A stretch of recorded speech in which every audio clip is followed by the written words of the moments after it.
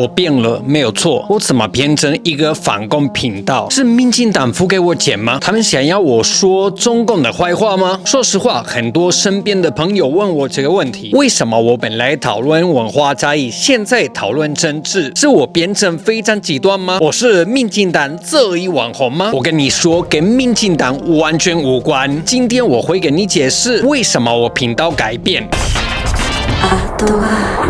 我8年前还在经营我的频道，那个时候大部分的影片是用幽默来讨论文化差异。但是除了 YouTube 之外，我还在一个国际公司上班。不知道你记不记得，但是有一段时间在印尼工作。3年前我还在印尼工作的时候，压力非常大，而且我要考虑要不要离开台湾，搬到印尼，在那边过生活。这种决定再加工作压力，引发我得了焦虑症，发恐慌症。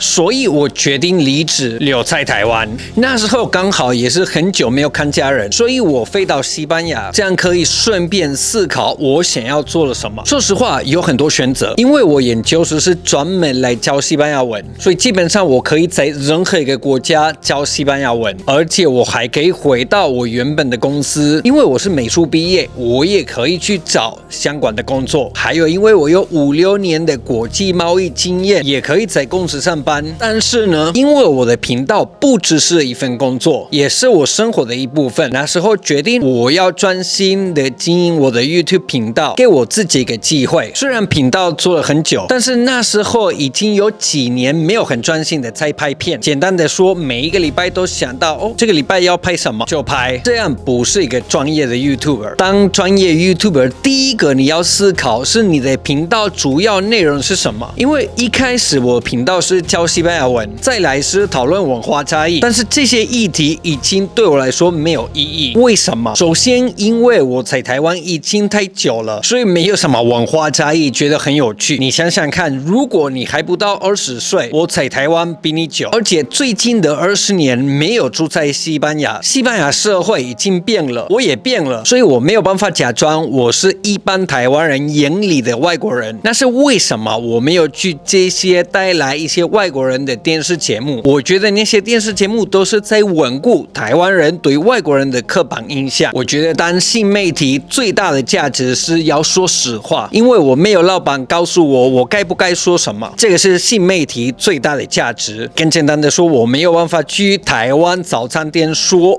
台湾早餐多好吃，台湾早餐很好吃没有错，但是不需要我特别强调，因为20年我每天都吃台湾早餐。如果现在去台湾夜市跟你说台湾夜市好特别，我就是在骗你。假的。我知道台湾人非常喜欢看到外国人做这样的内容，还有我可以带来我父母、我妹、我高中同学，请他们来台湾体验台湾文化，就是台湾美食。不少 YouTuber 做这件事，不要误会，我非常尊重，很多台湾观众非常喜欢看，但是我没有办法做这件事。那时候我想，我要拍什么？刚好那个时候觉得台湾社会有很多矛盾的地方，例如台湾身份认同非常矛盾。如果我问一般路人你是从哪一个国家来的，大部分的人说台湾。但是如果我说但是你护照写的是中华民国，不少人会跟我说不是一样吗？那为什么有写中华民国？如果你们是台湾人？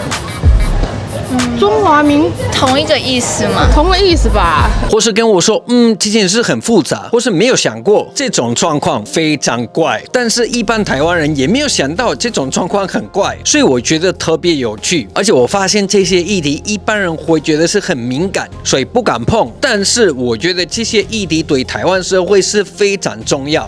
如果你的身份认同不重要，什么算重要？而且我发现很多人不敢碰这些议题，所以我决定要讨论跟研究这样的议题。为什么呢？首先，因为我觉得很有趣；再来，因为对台湾社会算是很重要，而且我在意台湾社会。但是为什么最近3年，不管是平日或是假日，不管我在国内国外，每天拼命的研究台湾社会，我读历史、看新闻、采访人、街访，不断跟你们沟通，还有一直反省我的想法。每天花很多个小时来做这件事，现在变成我人生最主需要的任务。当然，这3年的过程，我人生有变化。我一开始怎么会注意到台湾的身份认同跟台湾社会的矛盾，然后现在变成一个反共频道呢？今天会跟你解释。首先，你要了解为什么台湾对我来说那么重要。我牺牲了在西班牙的生活，为了住在台湾。这个包含我家人、我所有的朋友，还有我阿嬷过世的时候陪她。我是被阿嬷养的，所以对我来说很重要。简单的说，我牺牲了一切为了住在台湾。为什么？因为台湾给我西班牙没有给我的归属感。但是对我来说，台湾不只是一个国家，主要的是人。你要想想看，我最近20年的关系都是跟台湾人或是住在台湾的人的关系，所以我把这些人当家人也是正常吧。我理解你看到我或是听到我的口音，只会看到一个外国人，你们觉得我只是暂时在台湾，没有在台湾落地生根，你们觉得我没有属于台湾社会。但是无论你有没有了解，无论你有没有认同我，我是台湾社会的一部分。我对台湾的承诺跟关系是无法否认的，而且是无法改变。所以你不用感谢我爱台湾，因为台湾是我家，我爱我家是应该的。说到爱台湾，我不需要说我爱台湾，不需要很敷衍的说台湾棒棒。还有，我很清楚台湾社会的问题，说实话，比一般台湾人清楚。是如果你看我的影片，我不会说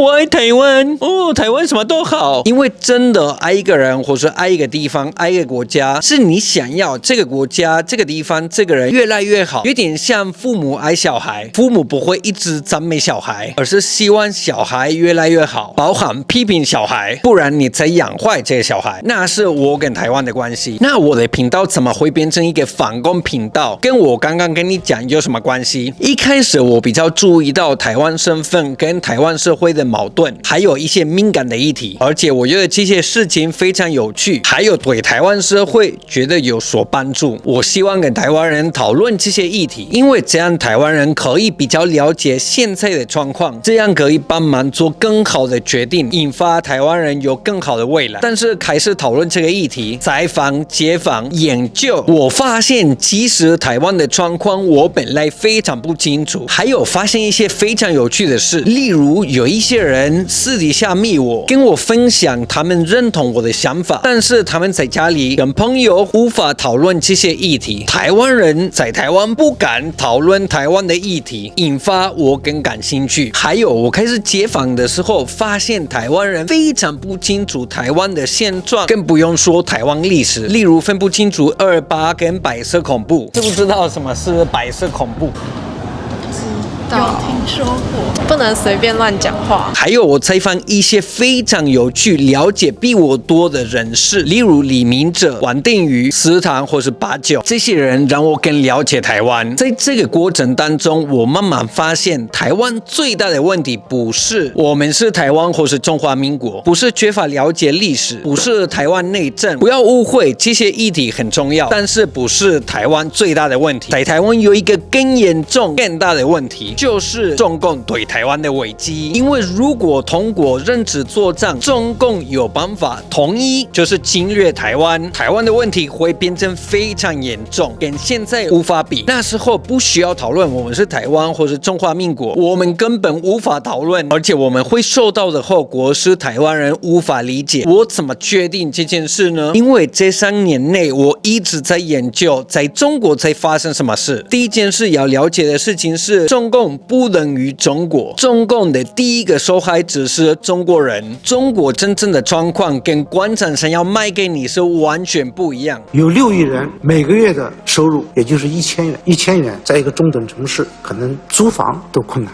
一般人非常害怕批评政府，因为没有权力分立，所以贪污非常可怕。还有，你的东西不是你的，是中共的，而且你的东西包含你的身体、你的生命跟你的家人。我不想要这个是台湾的未来，我也不想要这个是我家人的未来。如果你真的在意台湾，你应该要了解中共对台湾的危机，而且如果你在意台湾，你不得不反共、反认知作战，因为中共对对台湾的渗透非常夸张。中共渗透台湾的中央政府、地方政府、各种协会、黑道、主流媒体、新媒体，还有一直在用 TikTok、抖音、小红书、IG、FB、YT 不断的洗脑台湾年轻人。中共攻击台湾不是未来的事情，是现在在发生的。最可怕的是很多台湾人没有发现这件事，但是身为一个台湾人，我很在意这件事，所以我用我的平台提醒你这种状况。那还有一些人跟我说，是不是因为钱才拍这样的影片？这样的说法是非常的缺乏逻辑。首先，因为拍这样的影片引发我们有业配，业配是 YouTuber 主要的收入来源，而且拍这样的影片流量不一定会很高。我当然是靠 YouTube 赚钱，因为我不是有钱人，我只能靠自己过生活。但是如果我主要目标是因为钱，有更多、更安全、更简单的选项，例如我可以去一个国家薪水比较高来教西班牙文，或是我可以帮助中共来骗台湾人，还有我可以继续拍有文化差异的影片，这样一定比较安全，一定钱比较多。那为什么我说一定会比较安全？因为现在必须面对一些风险。首先，我没有办法去中国，也没有办法在香港或是澳门转机，每天被恐吓。我家人非常害怕，一直跟我说不要继续拍这样的影片。如果是因为钱真的不值得，那你可能不相信我，会觉得我太夸张，是不是这么危险？是我自己的想象。问题是国台办去年说得很清楚，分裂国家犯罪法定最高刑呢是死刑。